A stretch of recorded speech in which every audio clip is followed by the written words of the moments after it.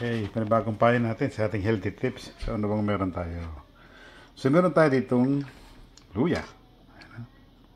And then, luyang dilaw. O yung turmeric, nilaga. Yun. Salabat natin yan, no? Kung kayo may oregano, nako, lagyan na ninyo ito. Napakaganda yan. So, ano bang gagawin natin?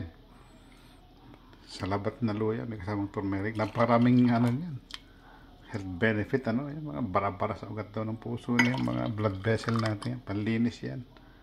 So, kasi iinom kayo ng gamot, ito makakatulong na pabawasan niya yung pati mga sugar level na yun, yung mabalance yan, mga parang negatives. Okay, so yan Then, kung meron kayo kalamansi, sintoris, dito sa amin meron lemon. So, bigay natin yan, yun.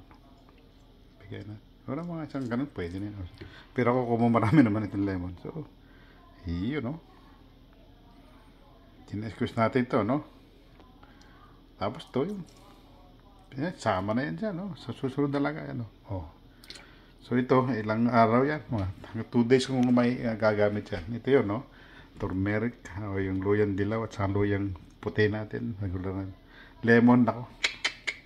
Napakalaki ng pakinabang nito sa ating health benefit. Maganda yung ating quality ng blood vessel at napakaraming itong health benefit. Sige na nga, inumin na natin ito. Yay!